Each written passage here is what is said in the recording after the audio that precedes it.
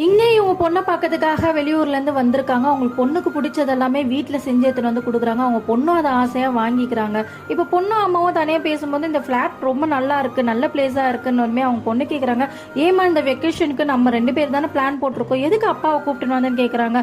எல்லா வெக்கேஷனுக்கும் நான் ட்ரை பண்ணியிருக்கேன், ஆனால் அவர் ஒரே ஒரு வார்த்தை தான் சொல்வார், நீ தனியாக போய் எப்படி உன்னை சமாளிக்க முடியும்னு சொல்லி கேட்குறாரு. அதனால தான் அவர் வரும்போது நான் என்ன செய்ய முடியும் அப்படின்னு கேட்டாங்க. உடனே அந்த பொண்ணு சொல்கிறேன், நான் தான் உன்னை பார்த்துக்கிட்டு இருக்கல அப்படின்னு. இப்போ டீ குடிக்கிறதுக்கு எல்லாருமே உட்காடுறாங்க. உட்காரும் போது அவங்க அப்பா இப்போ என்ன பிளான் போட்டிருக்கீங்க போடுறதுக்கு அப்படின்னதுமே அவங்க அம்மா நான் போட்டிங் போகணும்னு ஆசைப்படுறேன், ஆனால் நம்ம போட்டிங் போகலான்னு இல்லை, நம்மளோட ரிலேட்டிவ்ஸ் வந்து நம்மளை பார்க்கணும்னு சொல்லியிருக்காங்க, ஆனால் நம்ம கண்டிப்பாக போகணுன்னதுமே நான் உன்னோட போட்டிங்லாம் வந்து அப்புறம் வச்சுக்கலாம், இன்னொரு நாள் கூட போய்க்கலாம், சும்மா ஆர்கியூ பண்ணாத அப்படின்னு அவங்க ஹஸ்பண்ட் சொல்றாரு. இப்போ அவங்க அம்மா கதவு திறக்கிற சத்தம் கேட்டுட்டு அந்த பொண்ணு எழுந்து போய் பார்த்தா அவங்க அம்மா இல்லை, மாடியில் போய் பார்க்குறா. அவங்க அம்மா அங்கே நின்று அழுதுட்டு இருக்காங்க. என்னாச்சுமா, ஏன் அழுதுட்டு இருக்கீங்கன்னும் போது ஒன்றும் இல்லை, கீழே ரொம்ப புழுக்கமாக இருந்துச்சு, நான் மேலே காற்று வாங்க வந்தேன்றாங்க.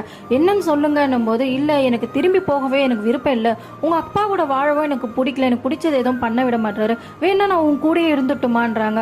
உடனே அந்த பொண்ணு ஏமா இப்படிலாம் பேசிட்டு இருக்கீங்க, இங்கே யாருமே சரியா இல்லை, யாருமே பர்ஃபெக்டா இல்லை, நீங்களும் சரி நானும் சரி யாருமே பர்ஃபெக்ட் கிடையாது, சும்மா யாரும் உங்களை எதுவுமே பண்ண விடலன்றதுக்காக இப்படிலாம் கோவத்தில் பேசக்கூடாதுமா, நீங்கள் வந்தது ரொம்ப டயர்டாக இருப்பீங்க, நீங்கள் போய் இப்போ தூங்கி எழுந்துக்கோங்க, காலையில் எழுந்ததுமே எல்லாமே சரியாயிடும், இப்போ போய் தூங்குங்க அப்படின்றா. இப்போ அவங்க சொந்தக்காரங்க வீட்டுக்கு போகிறாங்க. அங்கே இருக்கிற பொண்ணுகிட்ட எங்கம்மா வேலை செய்கிறேன் அப்படின்னும் போது இங்கேருந்து 5 ஸ்டாப்பிங் தள்ளி தான் இருக்குது, ஆனால் ஒரு நாள் கூட வீட்டுக்கு வர மாட்டான்ட்டு அவங்க அம்மா சொல்கிறாங்க.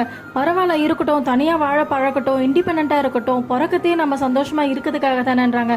இப்போ அவங்க பொண்ணு அதை கேட்டுட்டு அம்மா ஏன் இப்படி பேசுறாங்கன்னு யோசிக்கிறா.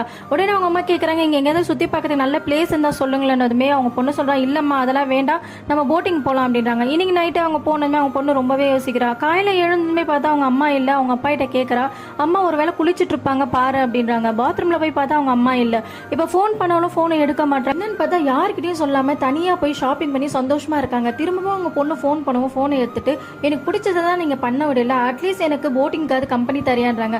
இப்போ அம்மாவும் பொண்ணும் போட்டிங் பண்ணுறாங்க. அப்போ அவங்க பொண்ணு கேட்குறா, உனக்கு பிடிக்காம இந்த வாழ்க்கையை வாழணும்னு அவசியம் இல்லைம்மா, நீங்கள் சொன்ன மாதிரி என் கூடயே வந்து அப்பார்ட்மெண்ட்டில் இருங்கன்றா. இப்போ அவங்க அம்மா அதுக்கு எந்த பதிலும் சொல்லாமல் மௌனமாக இருக்காங்க. இப்போ அவங்க பொண்ணுக்கு புரியுது, மௌனத்திலேயே இனிமேல் நீங்கள் யார் எனக்கு எது பண்ணாலும் பரவாயில்ல, எனக்கு பிடிச்சதை நான் இண்டிபெண்ட்டாக பண்ணுவேன்னு சொல்லிட்டு அவங்க முடிவு எடுத்திருக்காங்க.